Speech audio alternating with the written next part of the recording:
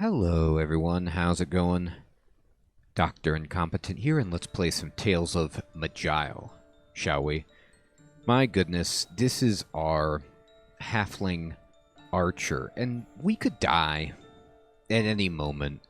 We're actually in a place that, as I understand it from veterans of the game, is called Daikara for a reason, and we are in Daikara. We're in Daikara level 2. And we're going to probably die a lot in Daikara. You see what I did there? And it feels about right. But for now, we are still alive. Now, I haven't played this character in a bit, and I need to get myself reacclimated with it. But it is a pretty strong character. Currently, what we're doing right now is we are using this sling and these barbed pouch of steel shots of crippling and doing a bunch of range damage. We have some just regular shooting single target stuff we can do. We have a bunch of evasion abilities. Hey, Weebit. Good evening, my friend. How's it going? Where'd you end up going, Weebit? Which one of the three did you pick? And then we have AoE abilities over here. We have healing. We have some anti-caster work. And that's pretty much kind of what we're doing. This is just long game, escape the situation kind of stuff.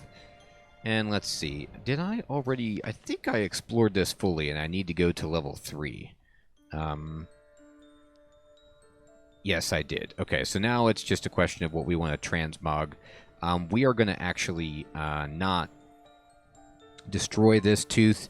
I'm going to just kind of move it to my inventory, and then everything else we can pretty much rip apart. Doing good, heading to Seattle. Oh, nice. All right. The Pacific Northwest. Fantastic, Weebit. I'm doing great, my friend. Thank you for asking. Hope you're doing well. Apparently you are, so that's good. Hopefully that train ride was nice and relaxing. All right, so let's see. All right, yeah, we'll just transmog all that. So, Weebit, when you get back home from this job, are you going to be going to your place, your old place, and then moving to your new place? Or are you already in the process of, will you be going to the new place first? All right, I'm going to walk around. I'm going to bring my mini-map up. And, okay, there's a guy right here. And by guy, I mean it's a warg. All right, it's a level 17 warg. And we'll just kind of shoot him and see how that goes. So first thing we can do is just attempt to pin him down. Okay, and we got him, I believe. It says he's pinned. So we pinned him. We hit him for 91 physical damage plus 5 mind for 96 total. So we did, like, you know, a ton of damage to this guy. Although, oh, he used a healing infusion on himself. Oh, cool. So you're going to go to your new place, but you've got another run or two beforehand? All right, Weebit. Interesting. You are a traveling man. All right. So this guy healed himself, but he's stuck to the ground, so we can just kind of steady shot him. And, oh, we just killed him. Look at that. So we just hit him for 176 damage, and he's bleeding out. Fading. Good evening, my friend. People, hello. Oxytropus, what is up? Good to see everybody. How y'all doing? All right. Team Fortress 2, people. Fantastic. Yes, Fading. So this is still my halfling archer, and this was a pro tip that was given to me. So Fading has also been playing this game because it's awesome, and he was asking me just now, how do I got a second action bar? Well, somebody told me on stream, you can basically just drag it up. So you can just, you can click, like, one of these buttons allows you to resize, like, some of the inventory things, but you can kind of just drag this bar up and get a second slot so you can better organize all your stuff. Because in this game, you get just a ridiculous amount. Yeah, there are Fading.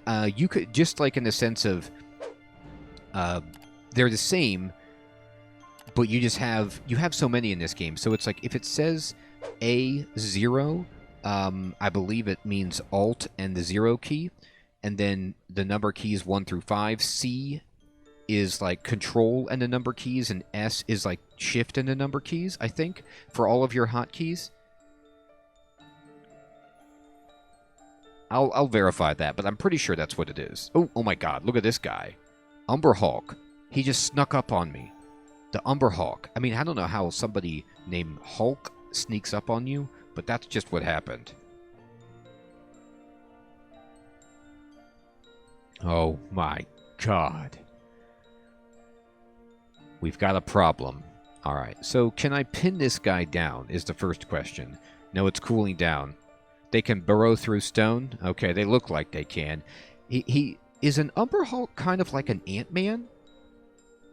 Yeah, he has mandibles. Okay, so he's like the Formicid from Dungeon Crawl Stone Soup that can like tunnel through the walls and stuff.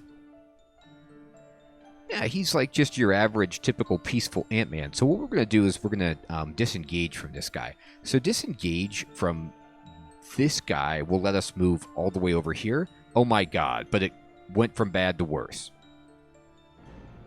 Okay, so now we found ourselves a stone giant. That was the concern of jumping into this zone. Okay, so here we are. What do I want to do from here? Okay, so we're kind of in a bad spot. So given that, I'm going to use Luck of the Little Folk. It's an instant ability. It doesn't change anything.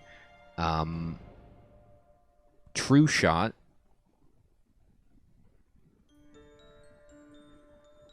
I'm going to turn on. Also an instant ability. I'm using everything. I'm going to like pull out all the stops here. I'm going to try to burn through the stone giant as fast as I can, and then take on this Umber Hulk, who's a little bit further away. Okay. So we have these two abilities on. Is there anything else that I want to turn on? I can turn on evasion, but I don't think I need it until they're a little bit closer. Let's see. This is Sentinel.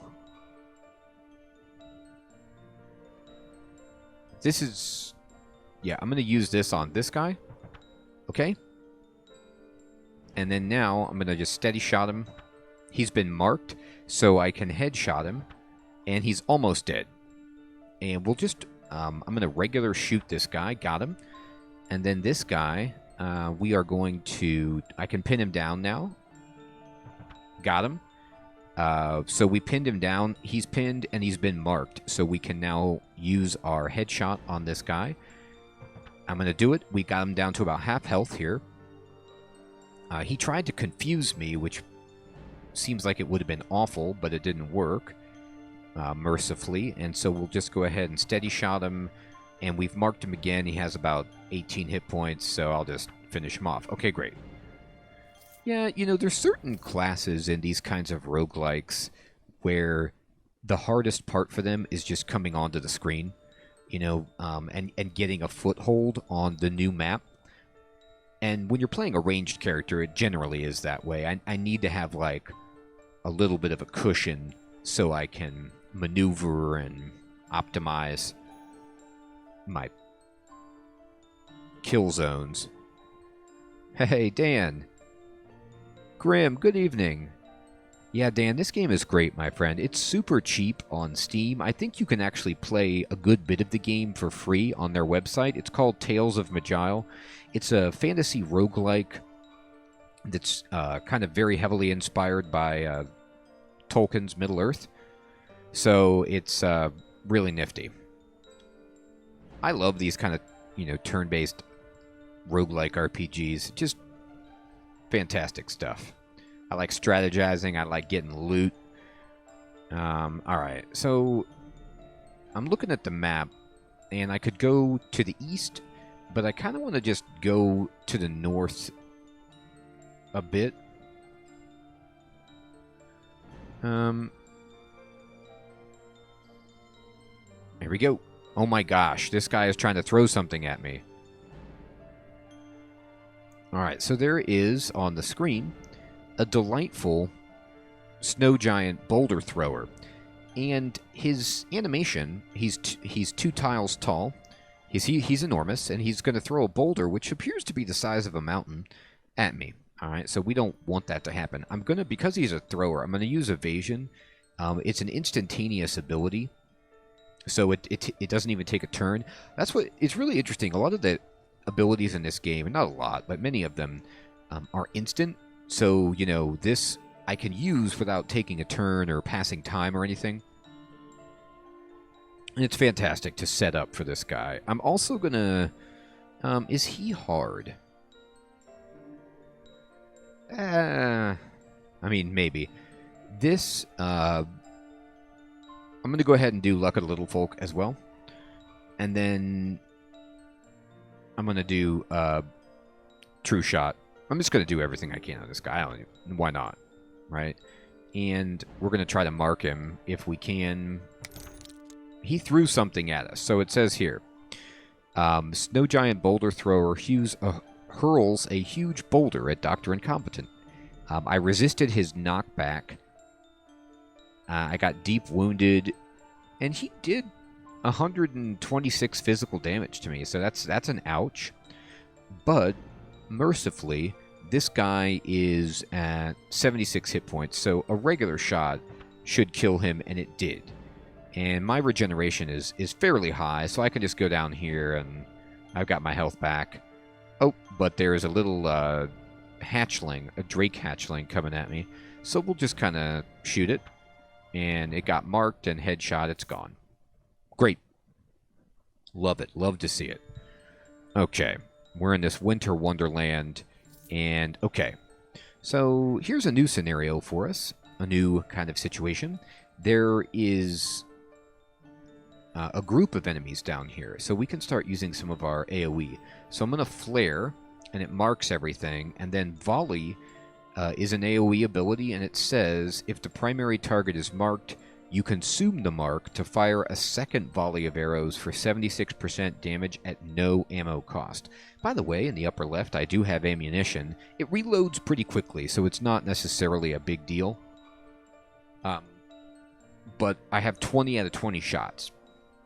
But in a longer, like more protracted fight, the ammo can come up. Okay, so I'm going to use this, and we're going to get 2 shots off. Because they were both marked. And so we hit them both. And then now I also have a fragmentation shot that I can use on all of those guys. Everything died except for this guy up front, and we'll just finish him there. I'm going to... Ooh, let's see, we got something. Looks like there's a... Something's happening here. Something is healing me, or there's some kind of aura effect. There's a steel great maul down here, which I can't use. And then there's these wretchlings that... You know, wretchling doesn't sound very pleasant. I'm going to move up here. I'm getting hurt by whatever this is.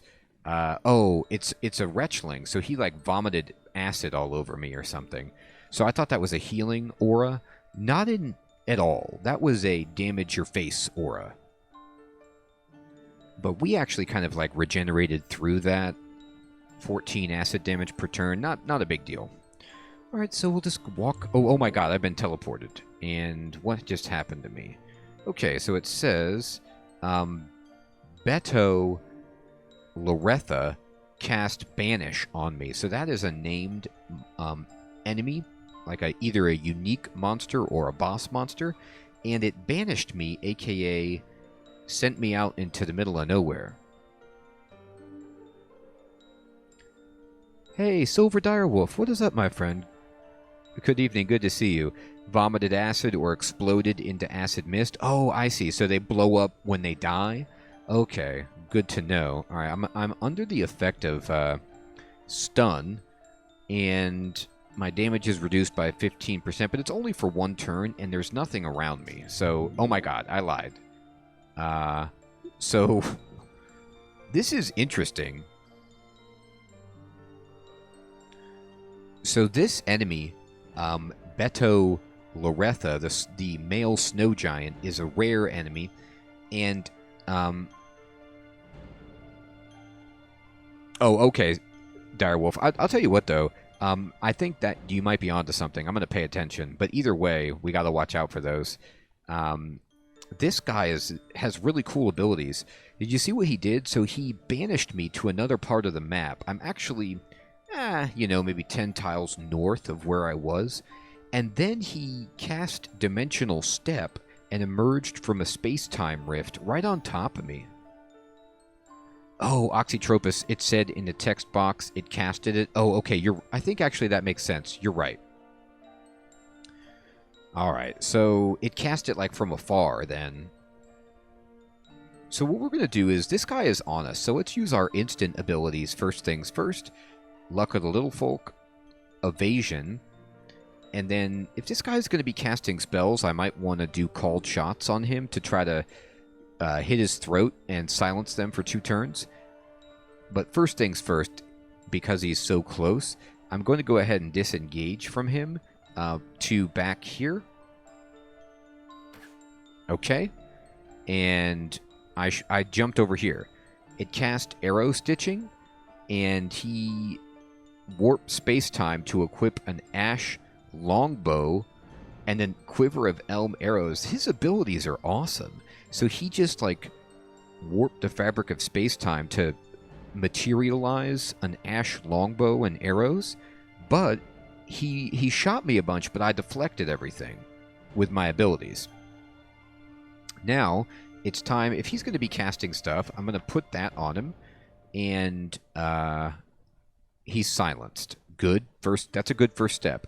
I'm then going to use True Shot, because this is a rare enemy, so I want to just make sure everything in my power is happening. We're going to go ahead and try to pin the guy down. He's pinned. We're going to steady shot him. He's now marked, and we're going to use a headshot. And we're down to 23% health. We are still Luck of the Little Folk. And let's see if we got anything else going here. We have Bullseye and Evasion for 1 more turn here. Okay, great. So I'm going to just take a regular shot at this dude. Ooh, what is this? He anchored me. Is that the Millennium Falcon that he cast on top of me? Like, what is this? The outline is a strangely familiar shape.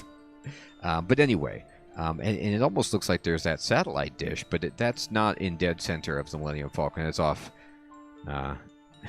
off to the side near the cockpit. Okay, anyway, I'm going to go ahead and just blast this guy in the face with a regular shot, and he's dead. I got a new ingredient called a Snow Giant Kidney. Yeah, that's no moon. Good one, Oxytropus. I think you're right. Alright, let's see. There's a Twisted Pail of Iron Boots. I've been finding a lot of iron boots. Now, this does say it's been crafted by a master, so this is probably good equipment. Unfortunately, I'm a halfling archer. So, me and the heavy armor, not so much friends. My talents, my skills, I should say. Let's see.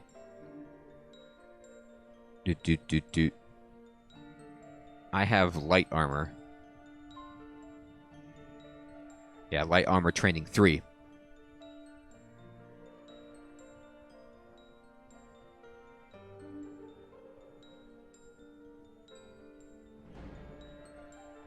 I know, Silver Direwolf, it's strange, but I'll take it.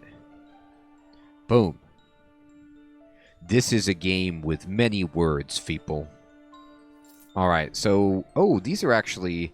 It's interesting. So when I tooltipped over this item, it just said that they were iron boots. But now when I picked them up, they're like these extremely rare iron boots. Oh, where did I get this Storm Brawn? Now, wait a minute. Hey, Phil. What is up, my friend? Good to see you. How you been? I know. Isn't this game great? Phil, every time I play, I'm happy I am playing. Nah, this is a book, but it's got a game, too. It's mostly game, a little bit book. Alright, so... This weapon. Let me compare it to what I have.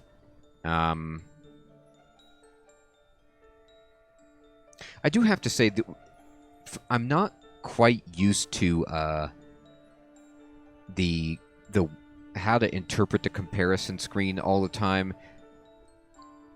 It sort of makes sense. Like, I guess in the parentheses, it's like what I'm going to change to, and if it's red, it means it's going to decrease. This is probably not as good as what I have. And right away, the thing that I don't like is that the firing range is less, and I want max firing range. That's awesome, Phil. Great minds think alike, huh, Phil? Yeah, this game is just terrific. And it's cool too, like to make it to a harder area so that a lot hinges on everything, and I could die at any moment, but you have to make really like more challenging decisions with a thinner margin of error and really see what your character is made of. Right now I'm made of halfling, if you know what I mean. Okay. There's a snow giant thunderer off the screen. Yeah, that's right, people. It's an audiobook. Oh my god, he zapped me. Alright, don't do that. Okay, so there's two of these. Well, the thunderer is in the back, so he's going to be annoying. I'm going to use evasion, and I'm just going to pop everything I've got and take these guys down. So we're going to go ahead and annihilate the front target.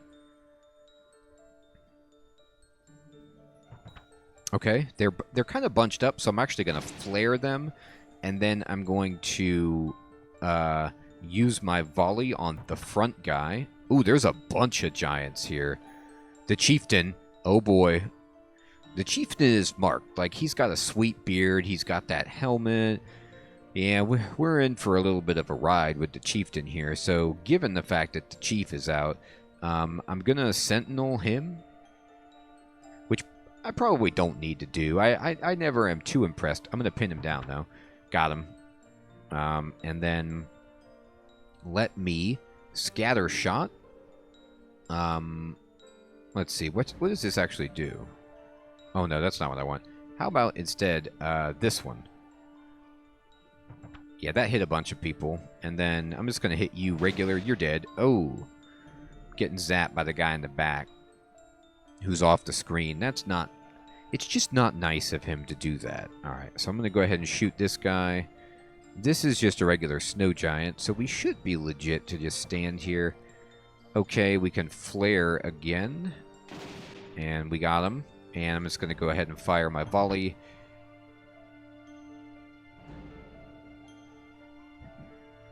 I love it, people. The salesman, the Metal Gear Rising salesman is here.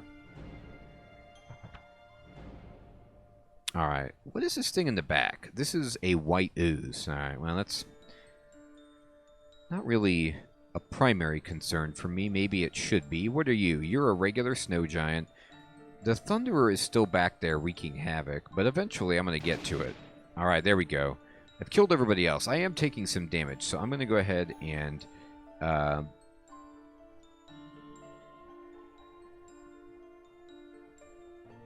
heal. Just regenerate a little bit.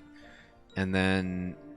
Can I reach this guy with a silence? Nah, the hatchling blocked the shot. You hate to see that. Alright, I'm going to do this. Okay. And... I'm just going to fire here. Alright, I'm down to 9 out of 20 bullets, and it's just me and the Thunderer, finally. This is actually good. So now that we've eliminated all of the fodder that was in the beginning, I can do some direct shooting on this guy. So I'll try to pin him down. Not that I really need to, but I want to mark this guy if I can. Alright, I'm going to go ahead and... Yep, there we go. Got him marked, and he's dead.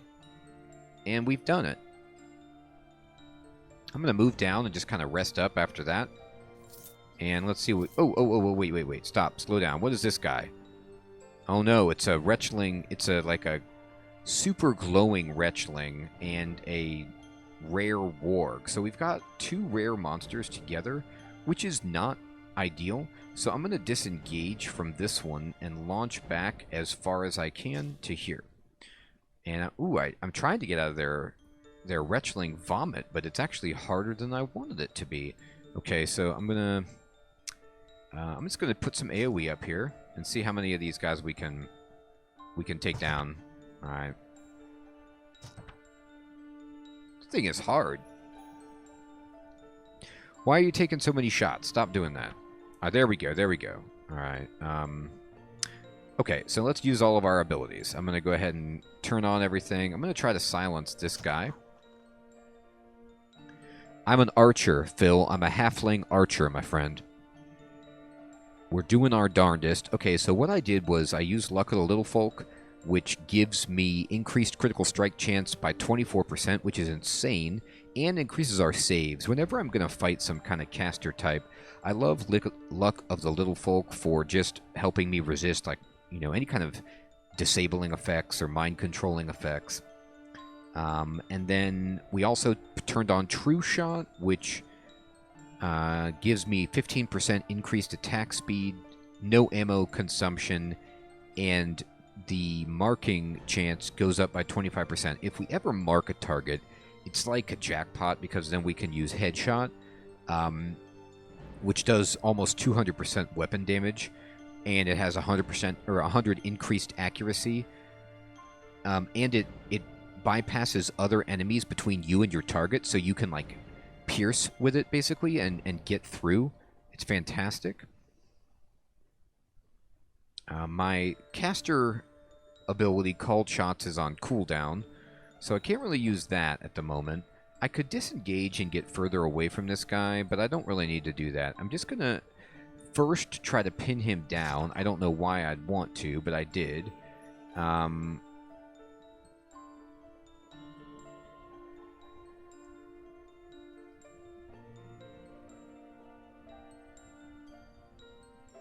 Oh, they're fighting each other. Or they're either fighting each other, or one of these guys has an aura that's doing AoE damage, and they're hurting each other somehow. I'll take it. I'll take anything I can get. Okay, so that's good. So then I'm going to just go ahead and shoot this guy. Now, when I do a regular shot, which is just my shoot ability, it will automatically do Steady Shot if it's open.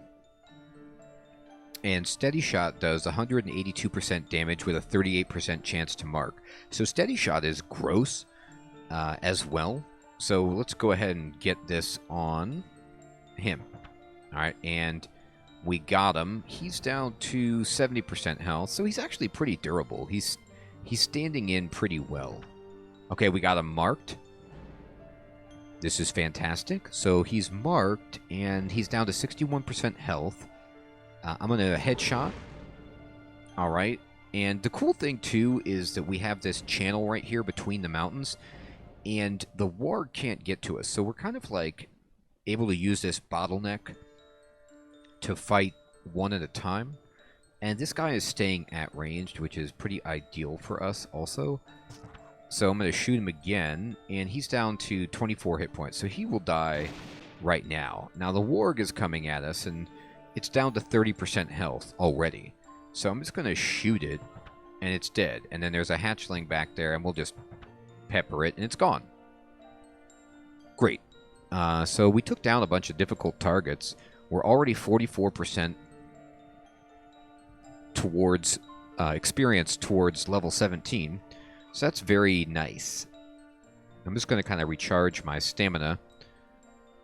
Which you can see was actually going down pretty well there. Normally stamina is never a concern, but that was a pretty long battle. I had to fight that massive pack of enemies, and then there was 2 rare enemies afterwards. So we got a rough leather belt named Polarin. It's a Ralph Lauren belt. I'm going to look at it in a moment.